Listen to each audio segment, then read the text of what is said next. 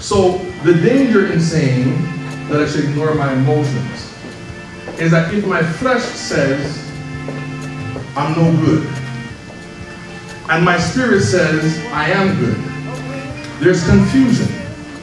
So there's part of me that feels like I'm no good, but there's another part of me that feels like I am important. Now if I ignore my feelings, what happens over time is that the voice of the flesh is very loud. So if I hear it over and over and over again, you're no good, you're no good, you're no good, you're no good, you're no good, sooner or later, I'm going to pick a side. That's the time we ought not to ignore our emotions. We ought to say, why do I feel the way I feel? Part of me feels like I'm important. Another part of me feels like I'm nothing. What's speaking to me? So the truth is that I'm the head and not the tail. I'm above only and not beneath. I'm blessed and I'm not cursed. That's the truth. Now the devil is telling me all kinds of lies about me. You're no good. You're not smart. You're poor. Nobody likes you. You're backward. And at the end of the day, I don't want to give in to that emotion. But I have to give in to an emotion. And the emotion that we need to generate in ourselves is to hear from God. So if God says that I'm important, the joy of the Lord should be in me.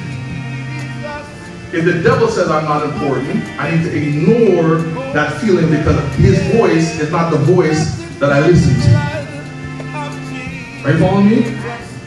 On the other hand, if God says to me that there's something wrong with you, you're not an honest person now, I don't ignore that feeling. So, oh, that's the devil. I'm just going to ignore that feeling. Everything's okay with me by faith. You know, I'm a good man of God. No, no, no. If God says that there's something wrong with you in your spirit, you need to listen to that emotion. And you need to hear what God is saying and you need to change. Emotions are alarms. And the first thing you need to know is you need to know where the emotion came from. If it came from the devil, that alarm is sounding in you to change.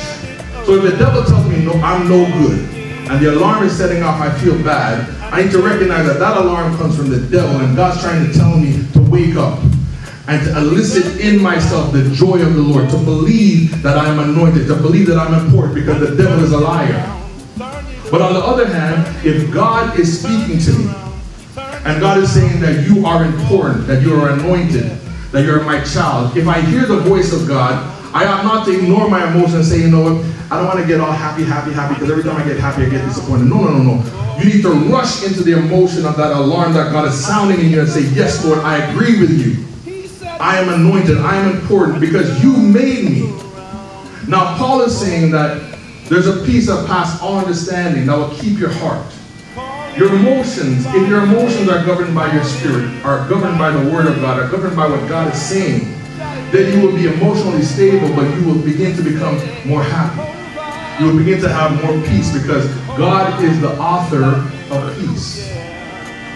Are you following me? Yes. So we're trying to get happiness by buying things. But you can have the whole world and you won't have peace. But if you can get God, you will have peace. So the question is, how do I get God? Paul says that you need to keep your heart and your mind. You see, your heart is an alarm to tell you there's something going wrong or there's something going right. But your mind is the place of your life. What goes through your mind is your life. What you envision in your mind is your life. Now the devil recognizes that the most important place in a human being is their mind. So if I can get into your mind, and if I can discourage you, then no matter what you have outside, you don't have anything. So what he does, he tries to get us to get linked to our flesh so we can get linked to things outside of us to achieve happiness. While he's working on the inside of our mind by giving us messages, by showing us that we're no good, by showing us that we're his enemy and that there's nothing good in us. But we need to get to a place where we say, you know what, I understand your trick. And you know what, it's okay to have material things in this life, but it's not okay not to have God in this life. It's not okay not to have the peace of God in this life. So Paul says, I want to make it really simple. I want to make it really simple for everybody. You want to know how to have peace? You need to have a peace peace in your mind. So how do I have peace in my mind? Whatsoever things are true. Think on these things. Paul here is giving us both a psychological understanding of how to transform our life, and he's giving us a process of how truth transforms our life. So he's showing us a process while at the same time showing us how to get happy right now. He says, if you do what I tell you to do, you will have peace right now. But if you want to have enduring peace, look at it. It's a process. It moves from here to here.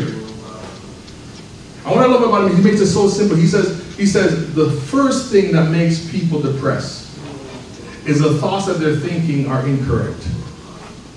So he says, whatsoever things are true. We need to begin to meditate.